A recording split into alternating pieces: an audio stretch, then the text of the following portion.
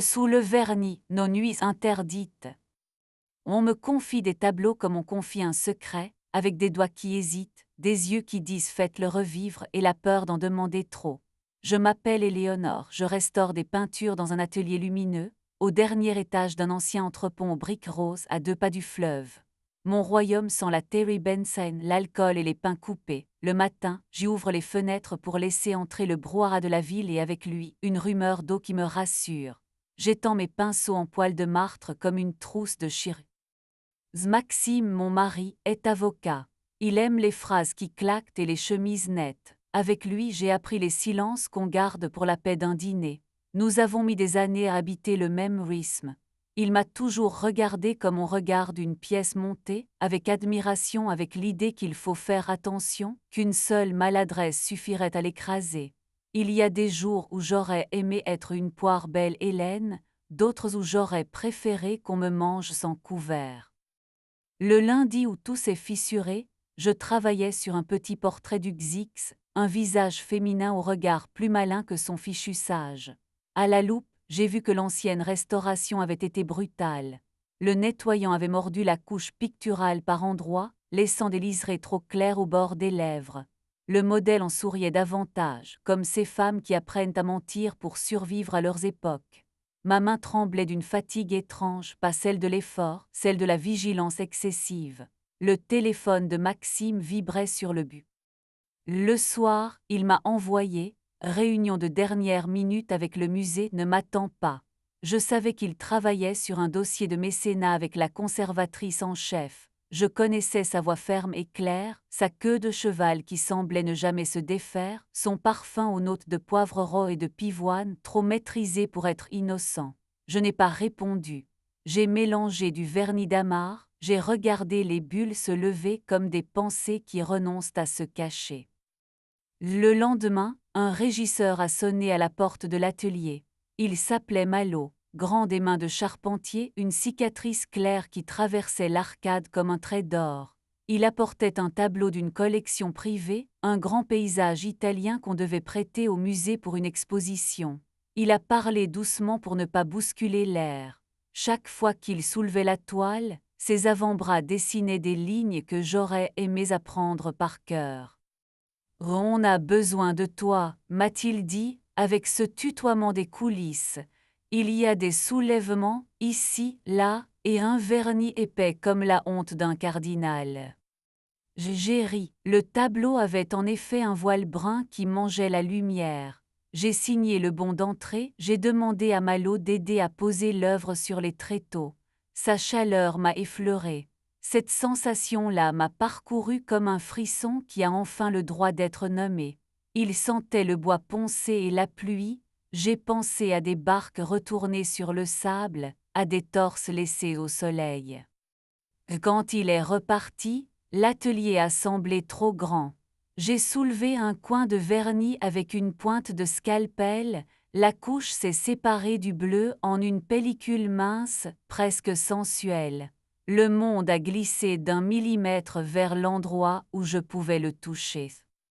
Le mercredi, j'ai reçu une invitation, vernissage musée des beaux-arts néoclassicisme et tentation. D'un geste trop rapide, Maxime m'a dit « On ira bien sûr ». Il a embrassé mon front comme on tamponne un reçu.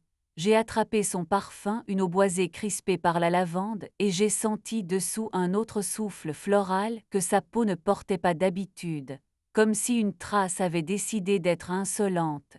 Mes narines, c'est mon autre loupe. Dans l'après-midi, Malo m'a écrit « Je passe regarder les bords du ciel, j'ai du craft et des serre-joints ».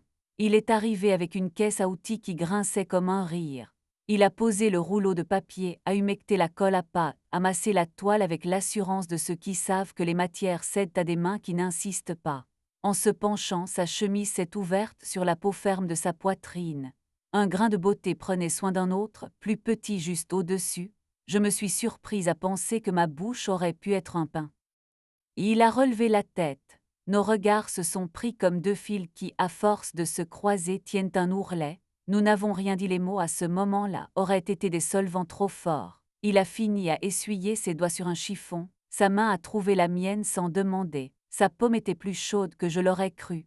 Je ne sais qui a penché le visage le premier. Son baiser avait une patience qui m'a désarmée. Il a laissé à ma bouche le temps d'ouvrir le tiroir où je range les choses que je veux garder. Je l'ai senti sourire contre mon souffle. On ne devrait pas, ai-je dit, parce que quelqu'un doit toujours le dire, ne serait-ce que pour entendre l'autre répondre. Il n'a pas fait de morale.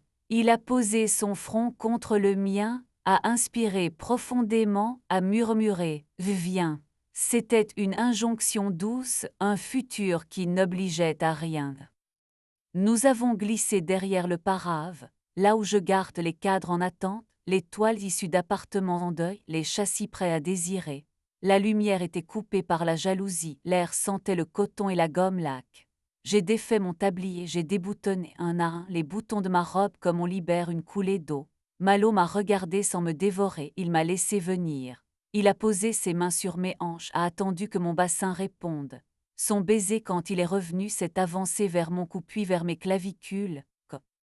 Nous avons repris nos gestes de professionnels, étonnés de sourire pour des raisons qui n'avaient rien à voir avec les solutions tampons.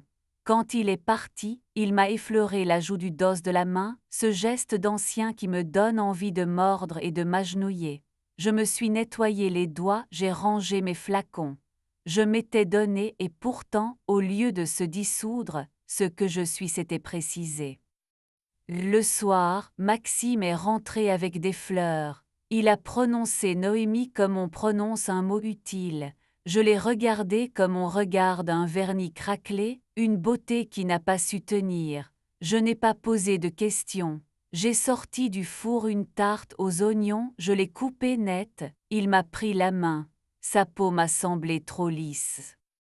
Les jours suivants ont changé de poids. Je travaillais tard, j'avalais le bleu des ciels, je regardais les chairs se rallumer. Malo trouvait toujours un prétexte pour passer, un coin qui frisait, un tasseau à recoller, un café qui, d'après lui, allait mieux avec la poussière des ateliers. Il déposait sa tasse près de ma palette, me volait un baiser au moment même où je me promettais d'être raisonnable. La culpabilité chez moi n'est qu'une couleur, elle s'ajuste, s'écrase sous un glacis, se laisse traverser par une lumière plus franche. Au musée, les préparatifs battaient leur plein. Noémie m'a appelé pour me demander conseil sur un prêt. Sa voix avait une politesse d'acier trempé. J'ai entendu dessous la même impatience qui colorait ses mails. Elle n'aime pas attendre, elle n'aime pas qu'on lui résiste. Le jour du vernissage, j'ai mis une robe qui laissait mes omoplates nues parce que j'avais envie qu'on voie ma colonne, ce fil qui se tient quand même. La salle était belle, éclairée comme un mensonge qui se prend pour une vérité. Les cadres dorés s'étaient alignés, lustrés à l'excès. Les discours se sont succédés. Maxime a parlé d'un rayonnement, une responsabilité, patrimoine. Noémie a remercié, chaude et professionnelle, a posé sa main à la lisière de sa manche. J'ai vu des regards acérés prendre des notes. Le champagne avait ce goût d'eau trop pressée. Malo assurait la sécurité des œuvres, l'oreillait aux aguets. Il me jetait des clins d'œil discrets depuis le fond de la salle. Je me sentais double, Éléonore la restauratrice droit dans ses talons et ses phrases, et Éléonore la femme, le dos encore marqué par des mains nouvelles. Une sorte de joie tordue étirait mes lèvres, une joie qui savait qu'elle n'était pas faite pour les selfies. Après les discours, Noémie s'est approchée. Elle avait au creux du cou une tache de parfum que j'aurais reconnue dans un tableau hollandais, rose poivré, avec une pointe de patchouli qui se prend pour du cumin. Elle a dit mon prénom avec une bonté presque tendre. On dit que tes doigts font des miracles, Éléonore. Tu dois en avoir besoin, avec tous ces bleus à dégager. Les miracles existent rarement, les gestes justes beaucoup plus, ai-je répondu. Nos yeux se sont accrochés une seconde. Elle a baissé les siens sur mon épaule nue, a souri comme on sourit à une rivale qu'on respecte pour sa tenue. J'ai senti en moi la peur de la scène, la peur de la gifle, la peur de l'humiliation. Elles sont restées dehors, comme des chiens à qui on ferme la porte. Je n'avais aucune envie de lui disputer quoi que ce soit. j'avais envie seulement de continuer de respirer. J'ai prétexté une vérification dans la salle adjacente, où l'on n'ouvrira pas au public, un petit cabinet tapissé de damas. J'y ai glissé mon corps, j'y ai attendu que l'air me revienne. Malo m'y a trouvé. J'ai fermé la porte. Il m'a prise dans ses bras avec une évidence qui m'a coupé la parole. On a ri un rire bas parce que derrière le mur, on commentait encore les canapés. Tu sais ce que tu fais, a-t-il soufflé contre mon oreille. Non, mais je sais ce que je ne veux plus faire, ai-je rendu. Son baiser, là, dans la pénombre aux odeurs de poudre et de textile, a été un cadeau trop grand et pourtant parfaitement ajusté. Il m'a soulevé, m'a posé sur la table étroite où l'on dépose d'ordinaire des gants. Ma robe en remontant m'a donné le vertige. Il a glissé sa main malgré la soie avec une lenteur qui m'a empêché de trahir ma propre peau. Mon nom dans sa bouche s'est mis à valoir quelque chose de neuf. Le monde a basculé d'un degré, j'ai retenu un cri avec ma paume. J'ai pensé absurdement à un vernis qui se tend.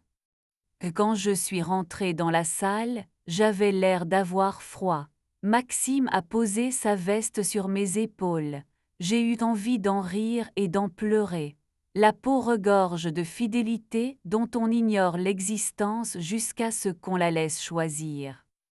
La suite n'a pas eu la grandiloquence des feuilletons. J'ai dit à Maxime que j'avais besoin d'espace, que nos phrases tournaient autour de choses que nous ne disions plus.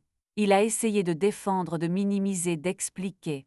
Il a prononcé Noémie avec des précautions inutiles, puis ce n'est pas ce que tu crois avec une fatigue vraie. Je n'ai pas demandé d'aveu, ce n'était pas de preuve que j'avais manqué, c'était d'envie. Il a fini par dormir dans la chambre d'amis pour que tu te reposes. La nuit, j'ai remplacé sa respiration par la mienne. Malo venait tard, repartait-on. Il ne promettait rien. Il posait ses mains sur moi avec la précision d'un homme qui s'offre autant qu'il prend. J'ai appris le bruit de sa fermeture éclair, le demi-gémissement qu'il ne retient pas quand je m'assieds sur lui, la phrase qui me dénoue chaque fois « Regarde-moi ». Mes orgasmes sont redevenus des scènes à part entière, pas des annexes polies. Je me suis vue dans le miroir, courbée, la nuque offerte, les yeux à moitié fermés. Je me suis trouvée belle sans avoir besoin que quelqu'un le dise. Les tableaux aussi se portaient mieux. Sous le vernis fraîchement posé, les chairs renaissaient, les drapés reprenaient leurs plis. Les clients s'étonnaient de me trouver plus légère, plus directe. J'avais l'impression de circuler dans ma propre maison sans éteindre les lumières. Maxime a fini par me demander, c'est lui, je n'ai pas répondu. Il a haussé les épaules, vieux réflexe d'homme qui refuse la scène où il perdrait la face. Il a parlé de pause, de temps pour réfléchir, j'ai pris une valise. Je l'ai remplie vite comme on monte un cheval sans réfléchir pour ne pas se mettre à trembler. J'ai emporté 2 gants, 3 robes, un flacon de vernis, celui que j'utilise pour les glacis de soie sur les carnations, pour me rappeler que tout peut se reprendre, même la lumière. Je suis allée chez Malo, qui m'a. Chez lui, le plancher craque sous la voûte du salon, les plantes boivent l'ombre, les fenêtres s'ouvrent sur un square où des enfants hurlent à des heures variables. La première nuit, nous n'avons presque pas dormi. Nous nous sommes racontés des bribes entre 2 silences qui faisaient un bien d'église. À l'aube, il m'a prise par la taille, m'a déplacée de 2 pas pour que la lumière m'arrive au visage. Là tu vois, j'ai vu. La clarté a longé mon épaule, a souligné le grain de ma peau, a mis un miel sur mon ventre. J'ai su que j'étais à ma place. Il m'a. Maxime a rendu les clés en m'envoyant un message correct. Noémie a décroché un financement, l'exposition a fait la une des journaux, on a même cité le travail de restauration.